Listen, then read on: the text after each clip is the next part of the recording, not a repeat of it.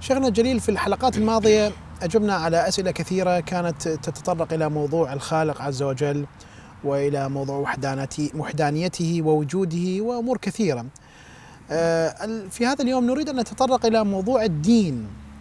شيخنا الجليل، معظم المجازر التي كانت تحدث في بداية التاريخ البشري حتى هذه اللحظة، معظم الحروب كانت باسم الدين. هناك اتهام يقول بأن الدين هو وحش لا يعرف إلا العدوانية وإلغاء الآخر. ما ردكم على هذا الكلام شيخنا الجليل؟ بسم الله الرحمن الرحيم. هذا كلام باطل من جهات. الجهة الأولى أننا لو نظرنا إلى التاريخ البشري بشكل عام لوجدنا أن الحروب التي وقعت بسبب دوافع غير دينية أكبر نسبة من الحروب التي وقعت بسبب الدوافع الدينية البحتة. هنالك حروب كثيرة قد جرت بسبب دوافع اقتصادية مثلا، مالية، استحواذية، أو بسبب دوافع قبلية، أو بسبب دوافع ثأرية ونحو ذلك. فإذا ما نظرنا إلى الحروب أو إلى نسبة الحروب التي وقعت بسبب الدافع الديني وجدناها أقل من تلك الحروب التي وقعت بسبب دوافع أخرى. ثم إن هذه الحروب التي وقعت بسبب الدافع الديني إذا ما حققنا أكثر وجدناها ليست كلها سواء. منها ما كان الدافع فيه دينيا صرفا، ومنه ما كان الدافع فيه دينيا على نحو المخادعة. وبعبارة أخرى، إن السبب الرئيسي في نشوب تلك الحرب لم يكن دينيا في واقعه، وإنما ألبس ثوب الدين من قبل مثلا حاكم مخادع أو سياسي ماكر حتى يلهب مشاعر المقاتلين ويتمكن بذلك من ضمان النصر ما أمكنه. فإذا من الخطأ حتى بالنسبة إلى هذه الحروب، من الخطأ أن نجعلها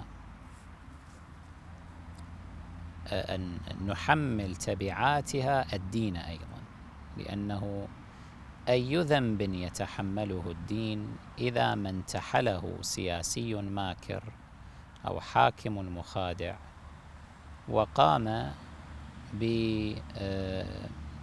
بمحاولة إرجاع علة حربه أو اعتدائه إلى هذا الدين. هو هدفه بالأساس أن يكون مثلا أن يسيطر مثلا. شيخنا الجليل، هذا الكلام طبعا ينقضه الآن النصوص الدينية الموجودة. الآن مثلا أنا اقتطفت بعض النصوص الدينية مثلا من التوراة، العهد القديم والجديد. مثلا من سفر التثنية يقول: وإذا أغواك سرا أخوك ابن أمك وابنك أو ابنتك أو امرأة حضنك أو صاحبك الذي مثل نفسك قائلا نذهب ونعبد آلهة أخرى لم تعرفها أنت ولا آباؤك من آلهة الشعوب الذين حولك القريبين منك أو البعيدين عنك من أقصاء الأرض إلى أقصائها، فلا ترضى منه ولا تسمع له ولا تشفق عينك عليه ولا ترق له ولا تستره، بل قتلا تقتله، يدك تكون عليه أولا لقتله ثم أيدي جميع الشعب أخيرا. سفر لاوين أيضا يقول: وإن كنتم بذلك لا تسمعون لي بل سلكتم معي بالخلاف فأنا أسلك معكم بالخلاف ساخطا وأؤدبكم 7 أضعاف حسب خطاياكم فتأكلون لحم بنيكم ولحم بناتكم تأكلون وأخرب مرتفعاتكم وأقطع شمساتكم وألقي جثثكم على جثث أصنامكم وترذلكم نفسي وأصير مدنكم خربة ومقادسكم موحشة ولا أشتم رائحة سروركم. إقصاء، وحشية، يعني ما هذا الكلام شيخنا؟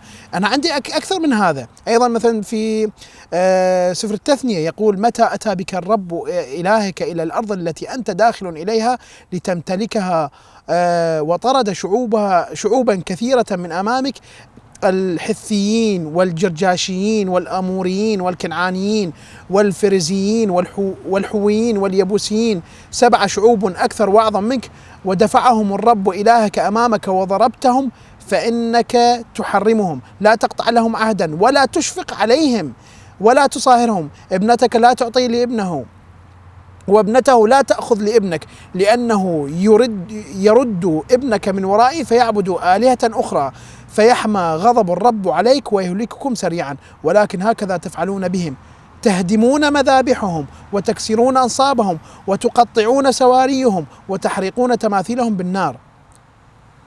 أيضا في سفر لاوين وإذا كان في رجل أو امرأة جان أو تابع فإنه يقتل بالحجارة ويرجمونه دمه عليه. شيخنا هذا ما هذه النصوص كلها قمة في الوحشية وقمة في البشاعة، قتل وذبح وحتى قتل الأطفال فيها. نعم، سبق وتكلمنا عن مثل هذه النصوص في بعض محاضراتنا السابقة ومنها محاضراتنا أو دروسنا في البحوث القرآنية، وقلنا أن وجود مثل هذه النصوص فيما يسمى الكتاب المقدس لليهود والنصارى هو من جملة الأدلة على أنه ليس كتابا سماويا حقا وإنما كتاب مزور محرف. الشريعة التي مثلا تبيح قتل الأطفال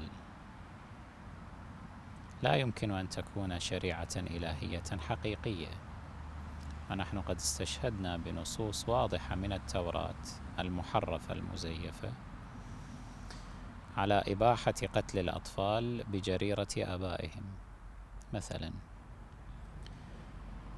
فإذا بشكل عام نقول إنه لا ينبغي أن نحمل الدين الحقيقي مسؤولية من انتحل اسمه وزيفه وحرفه. طيب ما هو الدين الحقيقي شيخنا؟